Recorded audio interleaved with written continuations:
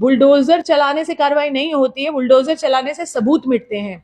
और वो जो महिला सबूत मिटाने में उस समय खड़ी थी वहां पर, रेनू वीआईपी का नाम सामने आ गया है, उस इंसान का नाम आने के सामने भी कम से कम एक आश्वासन तक नहीं आया। सनावर ने जो खुलासे किए हैं और उसके बाद भी अगर सरकारें सीबीआई जांच नहीं की, जो बात हम शुरू से बोल रहे हैं अंकिता भंडारी केस में, वो आज तक सीबीआई जांच नहीं हुई। पर अब ये हाई टाइम है, जबकि हमको सामने से नाम सीबीआई पे बहुत बहुत भरोसा तो नहीं है हमें, पर लीस्ट हम यही चाहते हैं कि एक एजेंसी आएगी। तो माता पिता धन्यवाद करती हूँ कि आप इस बहुत ही महत्वपूर्ण मुद्दे पे, जो कि हमारे देश की बेटियों की बात है, स्पेशली हमारी उत्तराखंड की बेटियों की बात है, और जिनके साथ ऐसे जघन्य अपराध हो गए, ना जाने वो कितनी सारी बेटियां हैं, पर दो तो हमारे सामने ही हैं।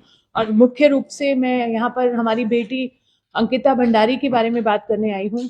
और जैसा कि आप सभी को वो केस मालूम है, जिस दिन ये केस हुआ और जब ये मीडिया में हाईलाइट हुआ, और हमने अपने सोशल मीडिया के हैंडल के थ्रू भी इसको काफ़ी कोशिश की इसको आगे बढ़ाने की, क्योंकि बहुत ही विभत्स तरीके से उस बच्ची के साथ बर्ताव हुआ, उसे मार दिया गया।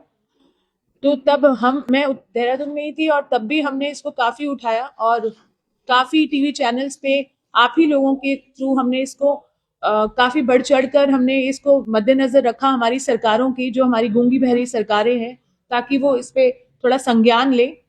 पर हमारा दुर्भाग्य ये रहा कि संज्ञान अच्छे तरीके से लेने के लिए कि न्याय बेटी को मिले, उसकी विपरीत उन्होंने काम किए। और उन्होंने जिस तरह से उस दिन भी हम यहाँ थे जब वो बुलडोजर वाली कार्रवाई हुई, तो तथ्यों को मुझे बहुत शुरू से बताने की यहाँ पर जरूरत नहीं है। मुझे नहीं लगता हम में से कोई भी ऐसा यहाँ है जो इस बेटी के तथ्य को नहीं जानता है।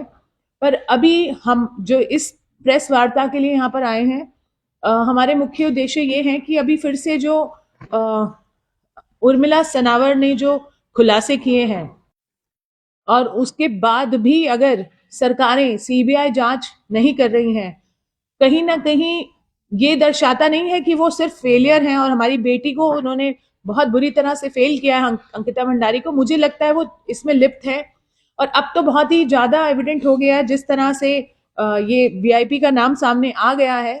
उस इंसान का नाम आने के सामने भी कम से कम एक आश्वासन तक नहीं आया है मुख्यमंत्री का, जो कि बहुत बोलते थे कि यहाँ पर हमारी बेटियों को न्याय मिलेगा। या इस पर्टिकुलर केस में उन्होंने बोला, देखो मैंने बुलडोजर चलवा दिया है, मैंने अपनी कार्रवाई कर दी है।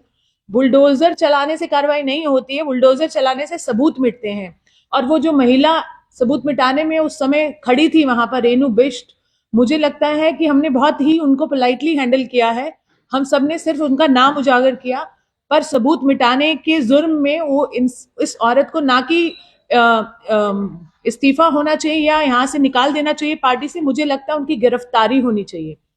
मुझे नहीं मालूम है किस तरह से कानून काम कर रहा है या हमारी मांगे सही तरह से नहीं पहुंच रही हैं। इन महिला का तो कम से कम गिरफ्तारी मिनिमम बनता है। सबूत मिटाने के बहुत सारे आईपीसी सेक्शन जो अब की बीएनएस में कन्वर्ट हो चुके हैं, उनको जेल होनी चाहिए। पहला तो मेरा यही डिमांड है।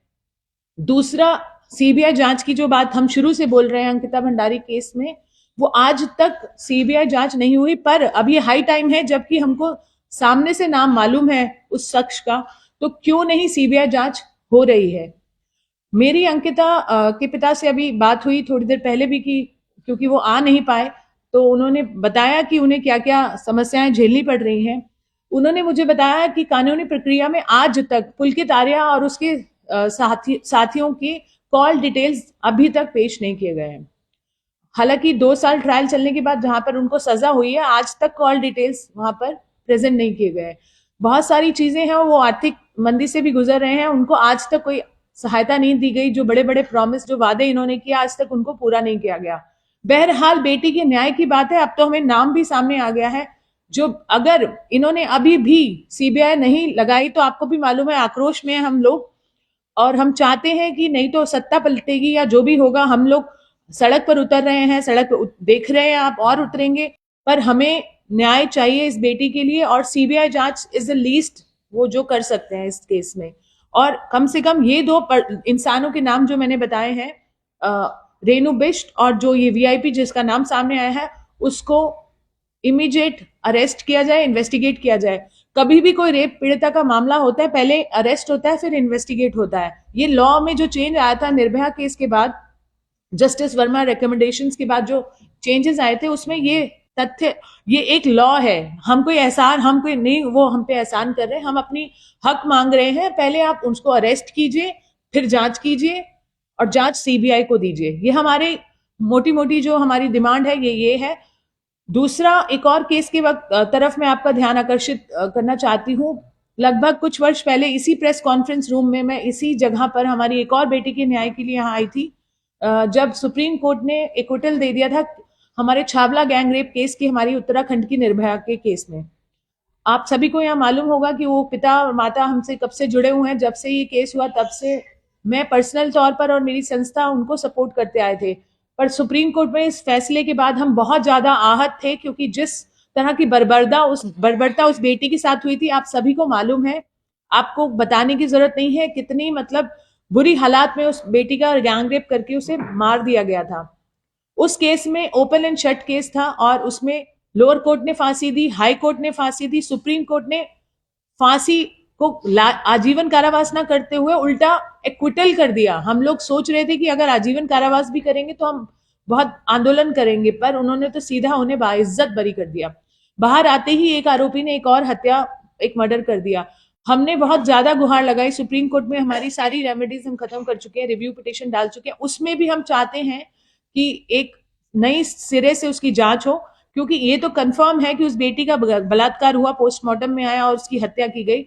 अगर ये आरोपी नहीं ढूंढ के दे पा रही है, चाहे वो केंद्र सरकार हो, चाहे यहाँ से राज्य सरकार का कोई लेना देना नहीं, पर फिर भी अगर वो नहीं ढूंढ के ला पा रहे हैं हमारी बेटियों को, बेटी के आरोपियों को, तो मुझे लगता है ये सरकारों का बहुत बड़ा फेलियर है, चाहे वो केंद्र सरकार हो, चाहे यहाँ उत्तराखंड की राज्य सरकार हो। अंकिता भंडारी केस में हमारी बेटियां इस तरह से प्रताड़ित होती जा रही हैं, रेप, मर्डर, गैंग रेप, इतनी ज्यादा ये चीजें बहुत कॉमन होती जा रही हैं। स्पेशली उत्तराखंड की बेटियों के लिए मैं ये बोलना चाहूंगी कि वो दूर दराज आती हैं यहाँ काम करने, यहाँ या अन्य शहरों में जो आती हैं, बहुत ज्यादा उनको मतलब हरासमेंट, सेक्सुअल हरासमेंट, ये सब फेस करना पड़ता है। आज तक मैंने खुद ऑडिट किया है उत्तराखंड के किसी भी काम के स्थल पर जहां ज्यादातर होटल्स हैं, वहां पर बच्चियों की सुरक्षा, जो कि दूर दराज पहाड़ों से आती हैं, उनके लिए सेफ्टी के कोई मेजर नहीं है। यहाँ तक विशाखा गाइडलाइंस के अकॉर्डिंग जो पॉश कमेटी होनी चाहिए, prevention of sexual harassment at work place, वो तक नहीं है। इससे क्लियर पता चलता है कि हमारी सरकारें कितनी निकम्मी है, कितनी नकारा है, और यहाँ तक कि मैं बोलूं तो ज्यादातर क्राइम में अब शामिल है, जो कि उजागर हो गया है। एक बात और सामने आई है, उर्मिला जी का अकाउंट हैक कर लिया गया है। वो अभी 2 दिन से अंडरग्राउंड है, या वो उनकी जान को खतरा है। हम चाहते हैं कि उनकी जान को भी जो खतरा बना हुआ है उसके लिए उनको सुरक्षा मिले। उन्होंने एक बहुत बड़ा काम किया है, ये इसको उजागर किया है, जो भी परिस्थितियों में किया है वो अलग बात है, पर उन्होंने इस चीज को सामने लाया, तो उनकी सुरक्षा के लिए भी हमें हमारी जिम्मेदारी बनती है, और जो तथ्य उन्होंने बोले हैं उसके ऊपर कार्रवाई चाहिए। ये सिर्फ एक सोशल मीडिया पोस्ट समझकर इग्नोर करने वाली सरकारें अगर गूंगी बहरी हो गई हैं, तो उनको जगाने का काम हमारे जैसे एक्टिविस्ट करेंगे और हमारे जैसी जनता करेगी, आप जैसे मीडिया के भाई करेंगे। मैं आप सभी से हाथ जोड़ के निवेदन करती हूँ कि पत्रकारिता तो आप डेफिनेटली कर रहे हैं, तभी आप यहाँ हैं, क्योंकि आप इस मुद्दे को लेकर गंभीर हैं, पर बेटियां हम सबकी हैं, और उत्तराखंड की बेटी के न्याय के लिए आप हमसे वैसे भी एक स्पिरिट के तौर पर भी जुड़िए, और इस बात को तब तक उठाते रहिए जब तक हमारी गूंगी बहरी सरकारें सुन ना ले। और मैं ये भी बोलना चाहूंगी, अगर दिल्ली में अगर हमसे पूछा जाता है, मैं क्योंकि निर्भया समय से इन कार्यों में लगी हूं, तो तब हमने पूरी सत्ता पलटवादी उस केस के बाद आपने देखा कि किस तरह से आक्रोश था हमारी बहनों का। तब केंद्र में जो भी सरकार थी, हमने उसके विरुद्ध काम किया। आज यहाँ पर अगर कोई और शासन है, क्योंकि हम सवाल तो उन्हीं से पूछेंगे जो सत्ता में है, और यहाँ तो एक कदम आगे यहाँ के सत्ता के ही लोग आरोपी हैं। हमारी बेटी जिस तरह से इन्हीं लोगों के बीच में, ये जो गिद्धों की तरह आप सोच सकते हैं, नोचने के लिए इस बेटी को आंख लगाए थे। हमारी बेटी का स्वाभिमान था जो उन्होंने मना कर दिया, और पर उसका खामियाजा इतना ज्यादा उसको भुगतना पड़ा कि अपनी जान से वो जा बैठी। पर अगर रक्षक ही भक्षक बन जाए, तो मुझे लगता है ये हमारी डेमोक्रेसी क्या, हमारी देश की बेटियों के लिए, हमारे जो देश माना जाता है बेटियों के स्वाभिमान के लिए उसके ऊपर बहुत बड़ा आघात है। तो इसलिए मैं आप सभी से हाथ जोड़ के निवेदन करती हूँ कि इस मुद्दे पर जुड़े रहिए। अंकिता भंडारी की बात नहीं है, ये उत्तराखंड की हर बेटी की बात है, ये भारत की हर बेटी की बात है और हमें मिलकर लड़ाई लड़नी चाहिए। उन्नाव की बेटी की लड़ाई लड़कर मैं यहाँ आई हूँ अभी, और वहां पर हमारी ये जीत हुई कि हमने ये देखा कि अगर हम सड़क पर उतर जाएं तो हम अपनी जीत हासिल कर सकते हैं। हमने सुप्रीम कोर्ट को भी मजबूर कर दिया कि वो अपना फैसला बदल दें।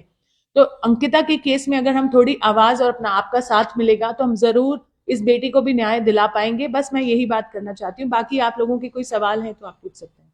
मैम इसमें लीगली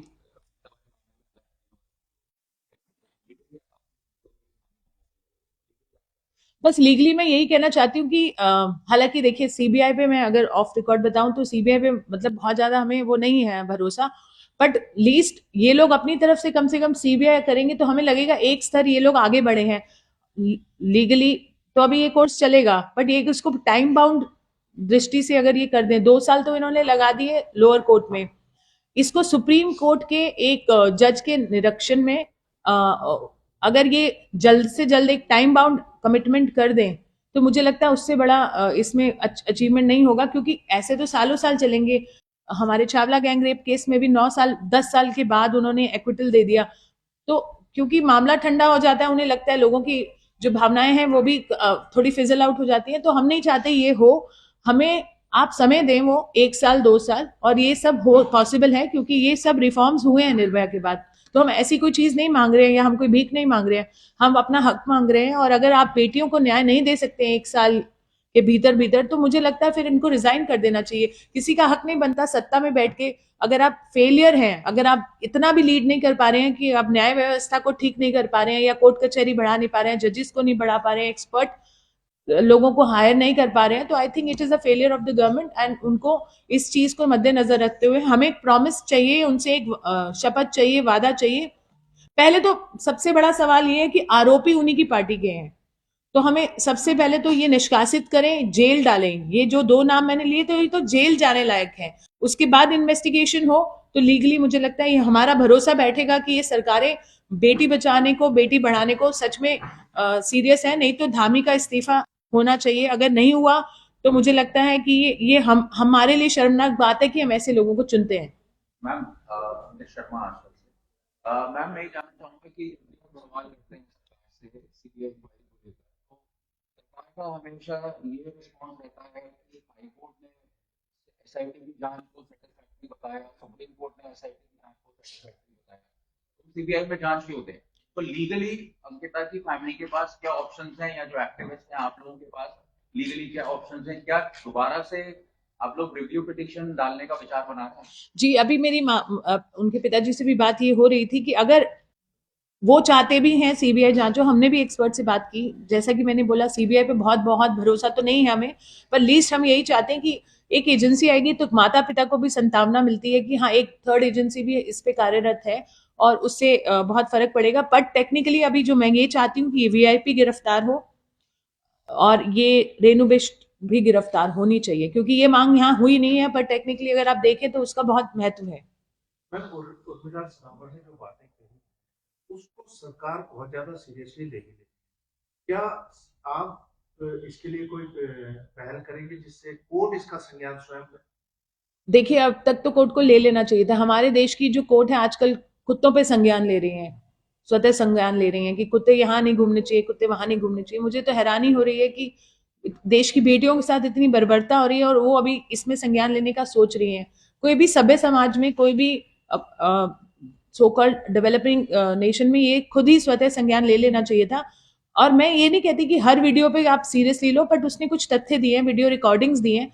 हर हम ये भी नहीं कह रहे हैं कि आप इमीडिएट उस पर जंप करें, कम से कम जांच के घेरे में तो लें। कम से कम जैसा कि मैंने बोला नया लॉ यही कहता है, जो कि आफ्टर निर्भया मैंने तो नहीं बनाया, कि आप गिरफ्तारी करके आप जांच कीजिए, अगर निर्दोष हो तो छोड़ दीजिए, बट कम से कम जांच तो कीजिए। अगर आप जांच भी नहीं करें तो आप सीधा सीधा आरोपी को बचा रहे हैं और आप नहीं चाहते कि और बड़े खुलासे हों, क्योंकि वो जेल जाएगा तो उसे खुलासे करने पड़ेंगे। योग्यता आप कह रही है कि इसमें जांच हो, लेकिन पुलिस तो कह रही है कि जनता के पास में अगर कोई एविडेंस है, कोई साक्ष्य है तो वो दीजिए। जिनको साक्ष्य जुटाने थे वही कह जनता से साक्ष्य मांग रही वही है। मैं आपको बोलने वाली थी। कैसे नहीं आए हो? मैं वही कह रही हूँ कि वो साक्ष्य हमें फिर मैंने मतलब हम क्यों वोट देते हैं ऐसी सरकारों को, और हम क्यों अपने टैक्स पेयर की पैसे देते हैं पुलिस को, फिर हम ही कर लेंगे ना। अगर हमें ही जांच करनी है तो वो तो उन्होंने, एक महिला ने इतना बड़ा हिंट दे दिया, उसके बावजूद अगर पुलिस कार्रवाई नहीं कर पा रही है तो वो सभी इस्तीफा दे दें जो कह रहे हैं कि जनता करे। हम तो इसलिए सड़कों पे उठे हैं, हमको आने का शौक थोड़ी ना है कि मैं दिल्ली से यहाँ आ रही हूँ या मैं सड़कों पे बैठ रही हूँ या इतना समय हम लोग निकाल रहे हैं। हमको कोई शौक नहीं है कि हमारी अगर बेटियों को न्याय मिल जाता। पहली बात तो ऐसा होना ही नहीं चाहिए। ऐसा माहौल क्यों नहीं है, ऐसा डर का खौफ का माहौल इसलिए नहीं है कि न्याय नहीं मिलता है, क्योंकि अंकिता के आरोपी अगर बच गए जो और भी हैं तो ऐसा एक डर जो जाना चाहिए पोटेंशियल जो क्राइम करने वाले महिलाओं के विरुद्ध, तो वो जाता ही नहीं है। वो डर नहीं जाता है तो क्राइम बढ़ते हैं। तो इनको ये समझ में नहीं आ रहा, अगर ये कुछ कर नहीं पा रहे, कम से कम जांच ही तो मांग रहे हैं हम, तो वो अगर ये जांच नहीं कर पा रहे हैं तो इन्हें सबको जो ये बोल रहा है उनको रिजाइन कर देना चाहिए और घर पे बैठ जाना चाहिए। योगिता जी, अब ये जांच नहीं होती है तो अगला स्टेप आपका क्या? देखिए हम लोग सीबीआई जांच, मैंने जैसा बोला, कोई हम भीख नहीं मांग रहे, ये हमारा अधिकार है। अगर ये नहीं मिलेगा तो हम, जैसे जैसे आप देख रहे हैं आंदोलन बढ़ता जा रहा है, लोग जुड़ रहे हैं, और डेफिनेटली आप देखेंगे आगे आने वाले समय अगर धामी का इस्तीफा भी हमें चाहिए। ये नहीं कि सिर्फ सीबीआई जांच चाहिए। उन्होंने इस बेटी को बहुत बुरी तरह से फेल किया। अगर कोई भी सरकार होती यहाँ पर, सपोज कोई और सरकार होती और ऐसा ही वाकया हुआ होता, तब भी मैं यहाँ बैठ के यही बोल रही होती कि अगर मुख्यमंत्री जो हमारा घर का, एक कहते हैं ना घर का पिता होता है, अगर वो बेटी को नहीं बचा पा रहा है तो उसको इस्तीफा दे देना चाहिए। और रादर देन इस्तीफा, वो तो उल्टा क्राइम में सम्मिलित दिख रहे हैं मुझे। कहीं ना कहीं वो प्रोटेक्ट कर रहे हैं, जैसा कि मैंने बोला, रक्षक ही भक्षक यहाँ पर बन के घूम रहे हैं। और पूरा का पूरा ये सांठगांठ दिख रही है। जो वीआईपीज हैं, वो पर्टिकुलर पार्टी का महासचिव है, क्यों नहीं उसकी गिरफ्तारी हो रही, क्यों नहीं उससे जांच की जा रही है, किस तरह से ये चल रहा है। कम से कम एक स्टेटमेंट तो है। धामी ने आज तक, अभी तक इस बारे में अभी तक स्टेटमेंट तक नहीं दी। और उस बेचारी महिला ने जिसने इसको उजागर किया, उसको प्रताड़ित किया जा रहा है। उसका फेसबुक अकाउंट जो हैक कर लिया गया, उसे खुद अंडरग्राउंड होना पड़ रहा है। किसी तरह से सुरक्षा देनी चाहिए। एक सभ्य समाज में अगर आप ये नहीं कर सकते हो तो आप बहुत बड़ा फेलियर है। उन्हें कोई हक नहीं है सत्ता चलाने का। हम सरकार की तरफ से एक जवाब की बात होती है कि वो एक रेजिडेंशियल स्वीट है, लेकिन आज तक सरकार की तरफ से कभी क्लैरिटी नहीं है कि उस रेजिडेंशियल स्वीट में कौन रहा पिछले 1 महीने में या 1 कैसे आएगा, कैसे आएगा? बुलडोजर तो आप फिरवा देते हैं 2 दिन के अंदर अंदर। फिर आप कहते हैं कि सबूत लाइए। सबूत इकट्ठा करने वाली जो एजेंसी है वो सबूत कहाँ से लाएगी? तो बहुत क्लियर कट केस है। आप, ये हम सबको सामने सामने आंखों में धूल झोंकी है। ये भी नहीं कि एक कहते हैं ना कि सटल तरीके से बहुत सारे केसेस खराब किए जाते हैं। जैसे अभी उन्नाव की मैं बात कर रही थी, बहुत सारे केसेस हमारे पास आते हैं, पर यहाँ तो एविडेंटली वीडियो बना के तथ्यों को खत्म किया गया, तो उसके ऊपर क्या ही आप जाएंगे। और 2 बार आग लग गई वहां पर। ये कोई कोइंसिडेंस तो हो नहीं सकता ना। आप सोचिए इस तरह की जो ये चीजें चल रही हैं, तो सत्ता के लोग सम्मिलित हैं, सत्ता के लोग ही वीआईपी थे, तो मतलब ये तो बहुत बड़ा क्राइम है। मतलब आप, जिनसे हम रक्षा की उम्मीद करते हैं, वही वहां पर उस बेटी को मार रहे हैं।